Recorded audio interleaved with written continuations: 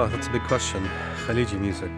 Um, the pearl trade in the Gulf was characterized by, of course, pearl diving, but also engagements with civilizations spanning Zanzibar to Ceylon and the places in between, Iran, Iraq, Zanzibar, India, places that don't exist anymore, like Arabistan.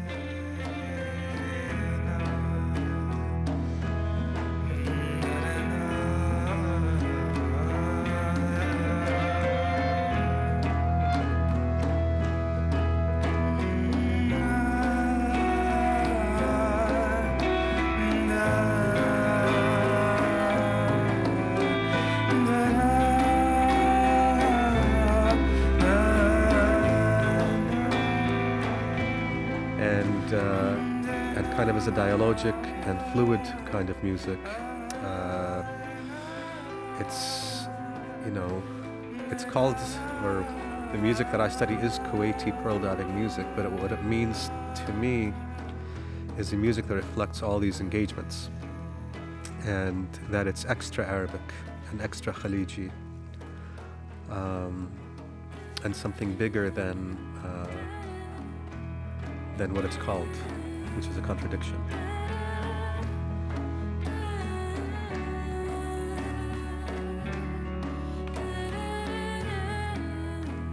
And especially that golden era, the Islamic golden age, in Andalusia, the beginning of Europe, the beginning of the modern era, I feel. I read about that a lot. It inspires me a lot. I want to put that in our music. I feel like young kids today, they don't know about Al-Khwarizmi.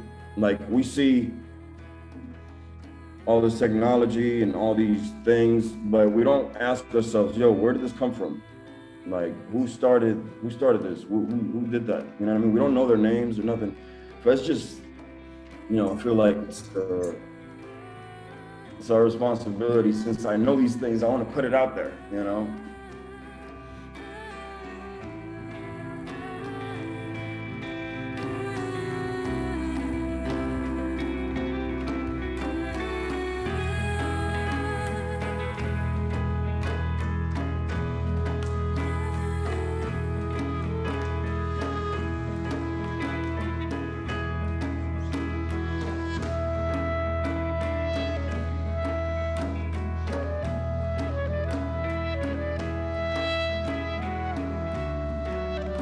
We just know we have a responsibility, you know what I mean? Like, this music can go on for, never know.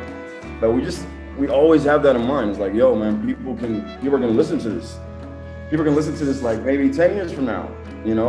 We gotta do our research. We can't just put anything out there. Even back when I first started, it was trying to push our culture, and bring out a positive side about us Arabs or Muslims. So I used to research. We used to sit and research and study, and then it became real. This is really real. Now I'm studying Arabic. I'm studying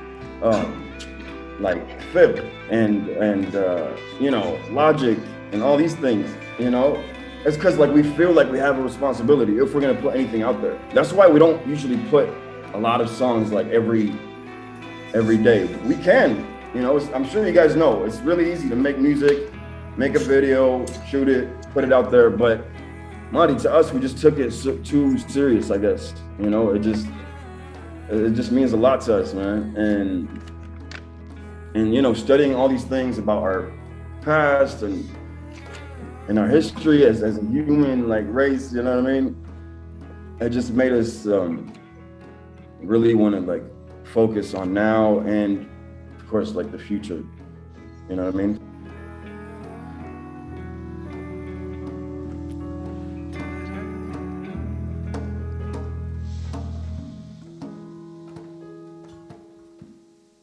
Tradition is basically a set of behaviors and values that have been from a certain time that everybody adhered to, everybody understood, and it's in this kind of stillness of a state, right?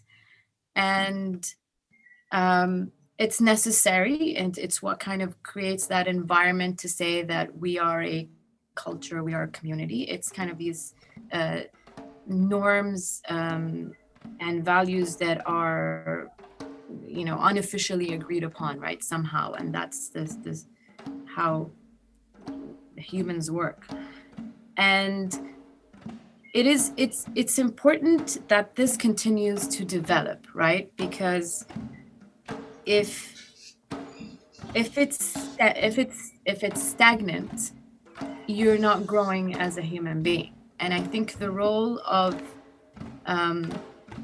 artists and musicians and writers is to question that tradition, is to question that. And so I feel, I don't know, I'm not sure about the definition of the words of heritage and tradition right now, but I feel like heritage is kind of the tradition that sticks, that you can romanticize on, but can also learn from, and kind of hook your hook as your roots. And it's important to have that. It's important to document it. It's important to connect to it, because we connect to it as you know, it's your roots. It's where you come from. I'm just starting to realize how that's important to ground you, because I recently started listening to our heritage and our traditional music, and I realized it moves something in me that I didn't understand. And there are these things. It's this word. It's like it moves you. Right? It's not something that I can measure, but there's something that happens when you connect to your own heritage, to a tradition that has been kept and admired, let's say.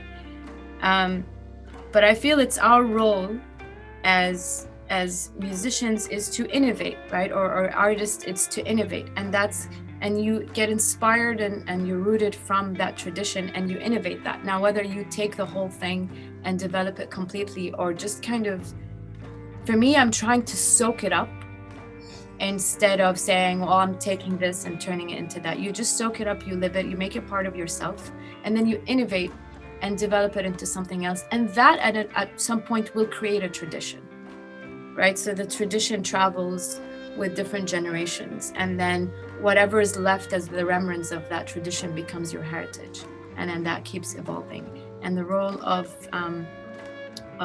cultural producers is to constantly question that tradition, to allow it to move and to shift. You know, is this the right value that we want to live with? Is this right? Is this wrong? Who's to say this is right, and who's to say that this is wrong? And you can question that in different mediums, from film to music to novel writing to journalism to even architecture. You can question these traditions. And yeah, that's kind of what I feel like it is important to have, so that we can connect from and innovate forward.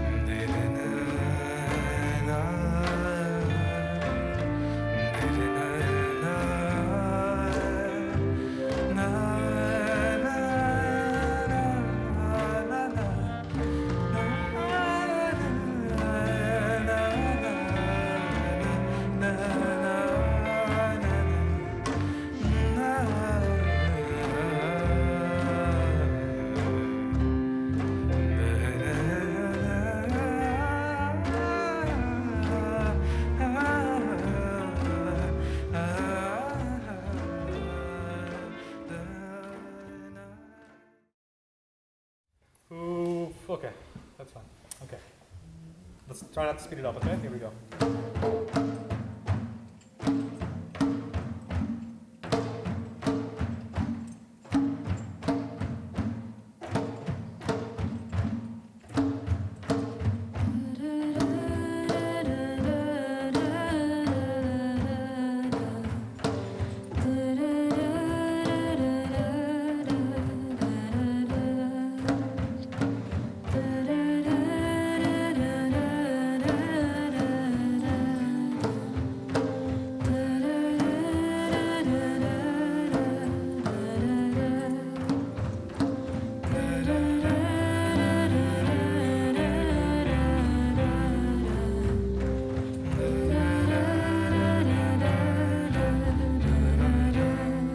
Yeah, I think like it's a tough topic, and I think different countries have different ways of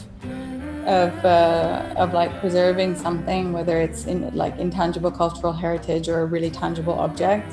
You know, if you look at the difference between, like, for example, Italians and how they preserve architecture, or like frescoes and murals and how they do it in France, everybody has like a kind of different approach to preserve things. I think that's not really like in the Khalij. I don't even think that heritage is, for example, I'm going to talk more specifically about Kuwait, but I think the idea of heritage here is you might as well just like let something just become extinguished.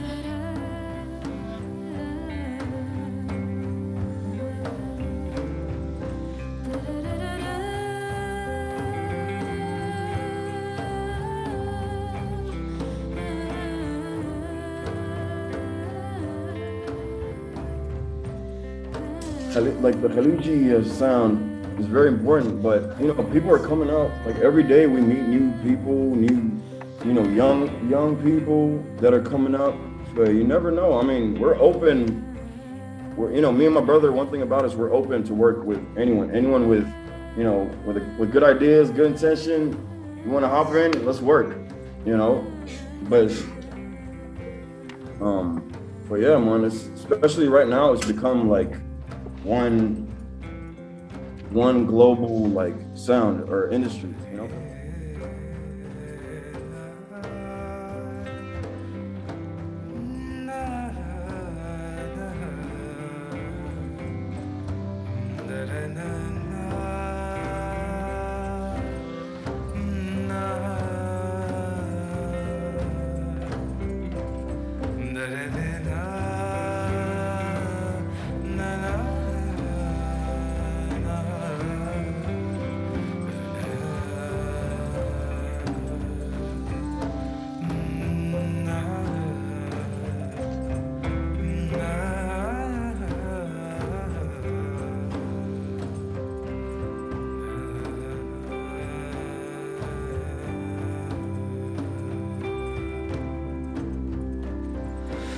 Yeah,